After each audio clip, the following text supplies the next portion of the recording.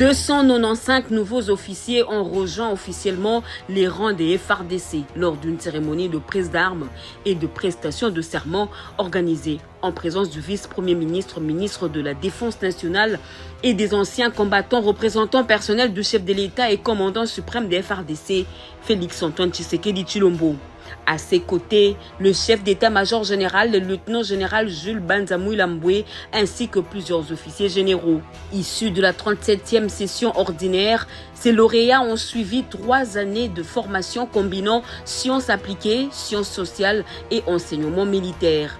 Une formation pensée pour produire des officiers capables d'encadrer, de planifier et de conduire les opérations dans les environnements complexes. Dans son allocution, le vice-premier ministre, ministre de la Défense nationale et des anciens combattants a insisté sur un point clé. La montée en puissance des FARDC passe par la qualité de la formation. Face aux défis sécuritaires persistants, notamment dans l'est du pays, ces nouveaux officiers incarnent un renforcement progressif mais stratégique de la chaîne de commandement. Votre choix de faire partie désormais du décideur de votre institution vous exige de vous adapter en permanence à l'évolution de votre environnement socio-professionnel, aux ambitions de la nation et aux exigences légitimes de la défense du territoire national pour la sécurité de tous les Congolais. Dans quelques jours, vous recevrez vos affectations. Gardez en mémoire ces années passées à l'Académie militaire de Kananga, avec vos formateurs.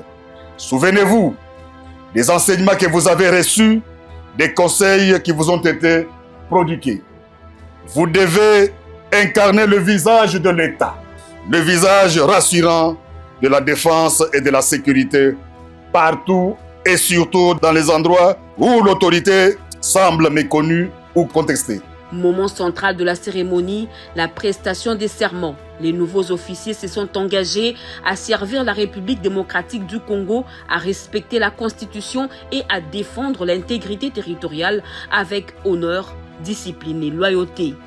Moi, sous-lieutenant, devant la nation et devant le président de la République, commandant suprême des forces armées, je jure fidélité à la République démocratique du Congo, obéissance à la Constitution et aux lois de la République et défendre la patrie avec honneur, dignité et discipline jusqu'au sacrifice suprême. Au nom du président de la République, le vice-premier ministre, ministre de la Défense nationale a pris acte de cet engagement avant de procéder au port de galon, officialisant leur élévation au grade du sous-lieutenant. Au nom du président de la République, chef de l'État, commandant suprême des forces armées de la République démocratique du Congo, je prends acte de votre prestation de serment en qualité d'officier des forces armées de la République démocratique du Congo.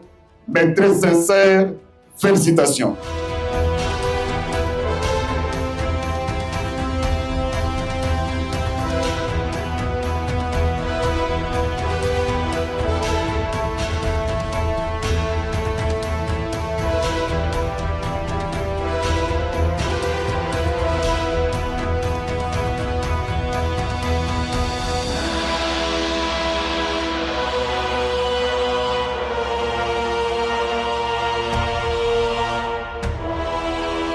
Clôturée par un défilé militaire, la cérémonie marque l'entrée de cette nouvelle génération dans les rangs. Un renfort attendu dans un contexte où la professionnalisation de l'armée reste un enjeu central pour la stabilité du pays.